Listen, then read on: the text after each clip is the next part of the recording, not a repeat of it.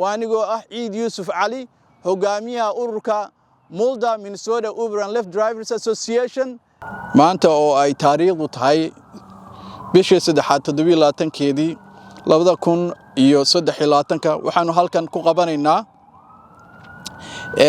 shir jaraa'id sida kaga muuqato waxa weeyaan meesha laga maamulo gobolka Minnesota halkan waxa ila jooga dhamaan gudida ururka Minnesota Uber and Lyft Drivers Association oo dhabarkayga taagan oo run ahaantii shirkan jaraa'id igala qayb galaya shirkan jaraa'id wuxuu daaran yahay in mujtamaca Soomaaliyeed iyo darawallada Uber iyo Lyft la ogeysiyo arrimo soo kordhay oo markaas muhiim ah inay ogaadaan sida aad ogsoontiin Mulda waa urur ay iska leeyihiin ama ay ku midoobeen darawallada Uber iyo Lyft ee gobolkan Minnesota waa urur markaa u dagaalama xuquuqda darawallada Uber iyo Lyft u wada ee gobolkan Minnesota taariikhdiisu waa ay dheer tahay balse haddaan soo koobo ururkan waxa uu jiraa muddo sanad ku dhadhawaada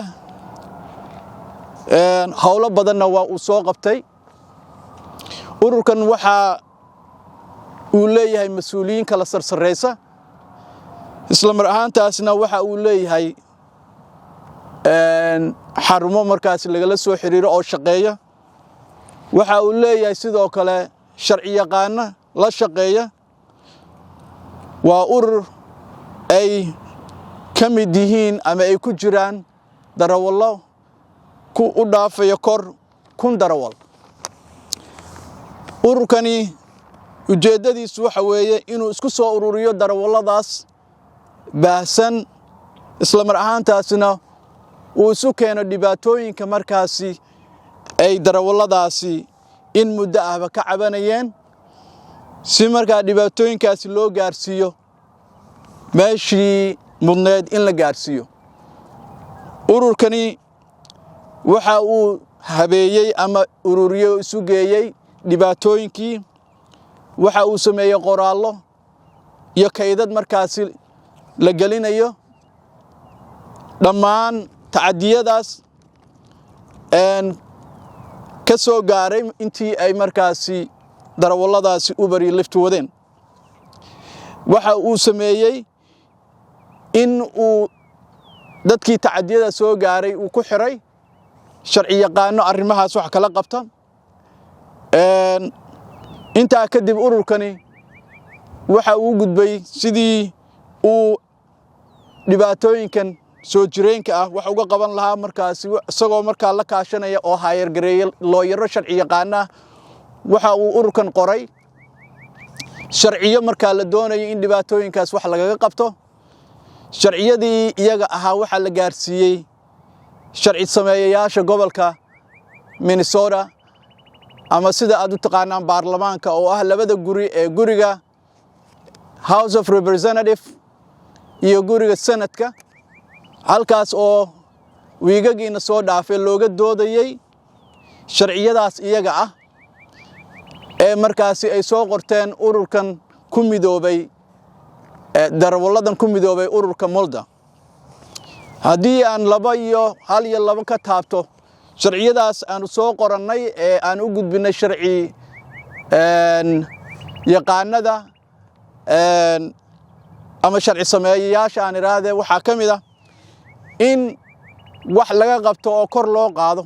dhaqaalaha ay darawalladaasi ay qaataan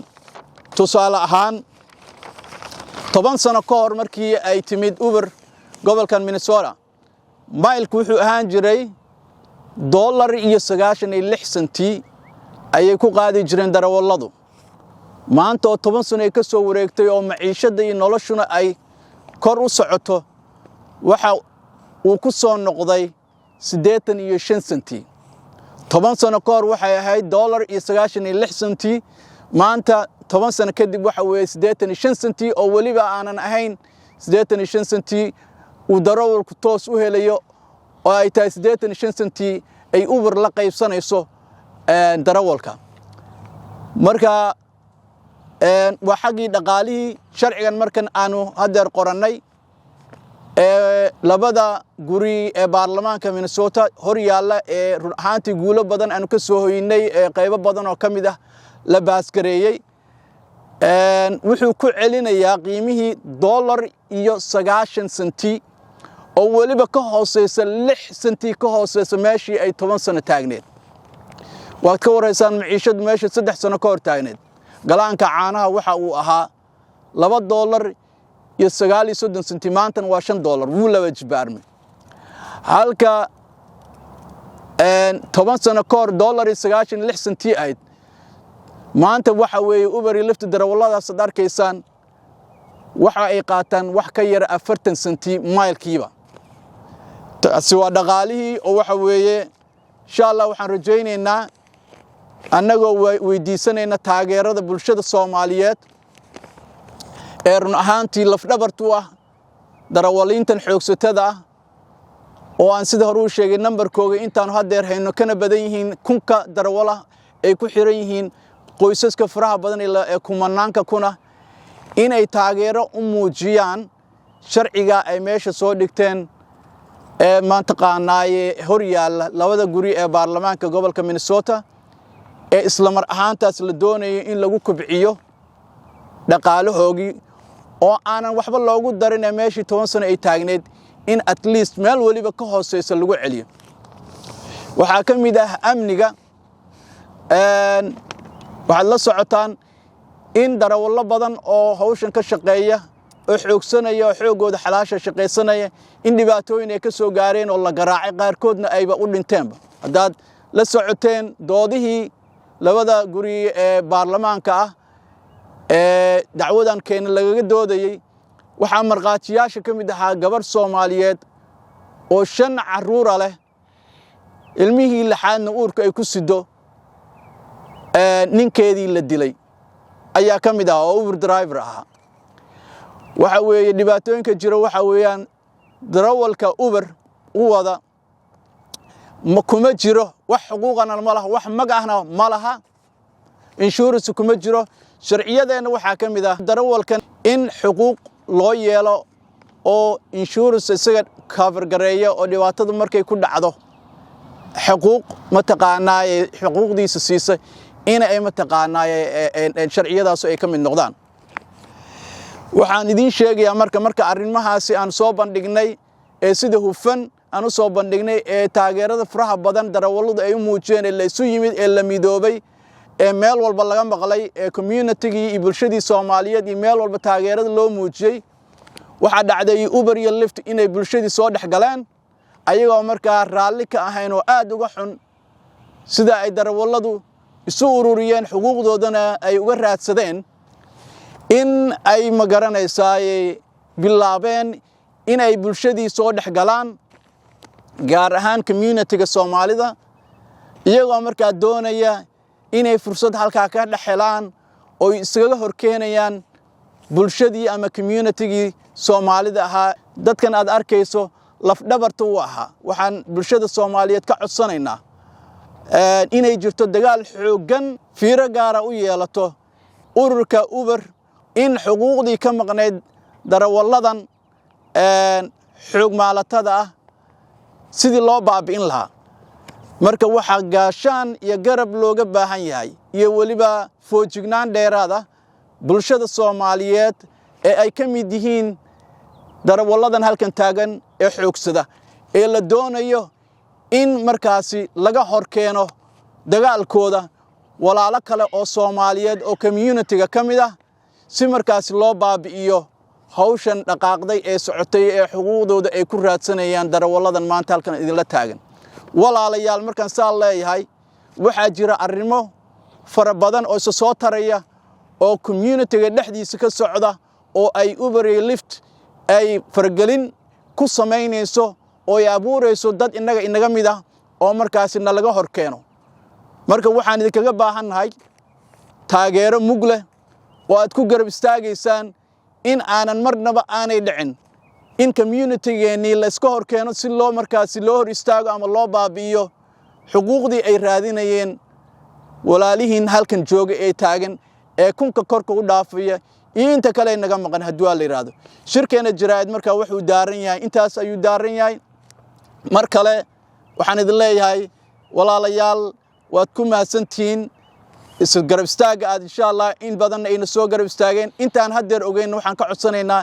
inay sidaa ula socdaan waad mahadsantihiin maanta shirkan jaraa'id ee aan ku qabanay halkan ujeedadiisa runtii waxaa ka hadlay gudoomiyaha ururka Mulda Ciid Cali ayaa si faahfaahsan uga hadlay inta inaga dambayso gadaashii taagan waa darawaliintii iyo xubnihii ururka runtii wax hadal badan ma rabo inaan si dhaw kaliya waxaan rabaa inaan codsi jeediyo codsigaasi oo ku socdo community Soomaaliyeed salaadiinta culimo u diinka dhalinyarada hooyooyinka waxaan idin leeyahay dadkan waa dadkii idin doodayay xuquuqda darawaliinta u doodayay darawaliintaasi dhulka ma aynan soo bixin waa dadkii bulshada ka soo dhaxbaxay waa dadkii u shaqeynayay ilmahaasi dugsiyada la geynayo iskuulaadka dhiganayo shaqeynayo waxay maqan dadkii u shaqeynayay waxay ugu shaqeynayeen iyo wixii ay maxaan ku iraahdaay ay ku shaqeysanayeen baa laga hor yimid dhiigoodi baa la miiranaya sidoo hadda gudoomiyaha sheegay 60 santi ama wax la mid ah lagu soo reebay $2 ee markii hore ay ku shaqeyn jireen taasi waxaan ka doonaynaa markii bulshada aan hadda magac dhabay culimada ay u horeyso in ay nagu taageeraan arintaasi anaga waxaan ku raacsanahay gudoomiye Ciid arinta uu soo jeediyay marka anagana waxaan leeyahay inay bulshada nagu taageerto arintaasi dagaal baan la ku soo qaaday dagaal baa ay nagu soo qaadeen Huber iyo Lifti markii hore si gaar ah darawaliinta ugu soo qaadeen hadana si guud ahaan markaan arintii aanu ka baraarugnay bay bulshadii ku qaadeen marka qayb kamid ah bulshada ayaa raayna adeegsadaan oo ay naga hor keenaan oo ka hor keenaan darawaliintii iyo dadka xuquuqdooda u doodayay magaciigu waa Cigalle dhamaan waxaan la qabaa hadaladii gudoomiyaha iyo Cabdullaahi ay soo jeediyeen kaliya waxaan rabaa inaan ku daro inaan ogeysiino bulshada Soomaaliyeed dhamaantood iyo darawalada qolyihii Uber waxay create gareeyeen niman walaalaheen ah Soomaali ah gobolkana la degan saaxiibo aan nahay waxa ay rabaan xuquuqdii markay ogaadeen inaysan ka badbaadayn dad iyaga oo u shaqeeya oo la mabda ah in ay xuquuqihii qayb kamida ay ogolaadeen ay gacanta u galiyaan hadhowtina shaqadii Uberku ay meeshaas ka qabsadaan marka waxaan rabnaa inaan uga digno darawaladu inaysan ku kadsoomin dadka walaalaheena ee saaxiibadeena ee shal garabkeena taagnaay maanta laakiin dhinaca kale u weecday ay Uberku naga hor keenayaan sharciga la baasmareynayo waxyaabaha ku jira waxa kamid ah in xafiiska Uber ee ugu yaala Minneapolis darawaladena lagu abuse gareeyo qaarkood inaysan imaan karin haday yimaadaan police loogu wacayo la yiri oo aan ognaano hayno waxyaabahan codsanay kamid ahayd in arinkaas wax laga qabto center dadkan luqadooda ku hadla in loo furo hadda Uber waxa ay ordayaan waxa waaye dhaqaalihii aan codsanay qayb ka yar inay baasmareeyaan qayb office-kii aan codsanay isaga laftirkiisa in ay qolo ayaga u shaqeysa oo dantooda ka shaqeysa oo dadkii lagu abuse gareeyo inay geeyaan waxaas dadku inay ka digtoonaadaan darawalada iyo dadka community-gu inay ka digtoonaadaan ayaan u baahanahay aad u mahadsantihiin aniga oo kamid ah darawaliinta iyo xubnaha ka tirsan guddiga maanta waxaan meeshan u taaganahay intii walaalihii iga horreeyay ay ka hadleen oo ahayd arrinna wada khusaysa si gaara hal arrin baan rabnaa inaan community-ga Soomaalida aan u sheegno arrintaasoo ah Uber markay si kale waxba ay uga qaadi waayeen ururka Mulda waxay adeegsanayaan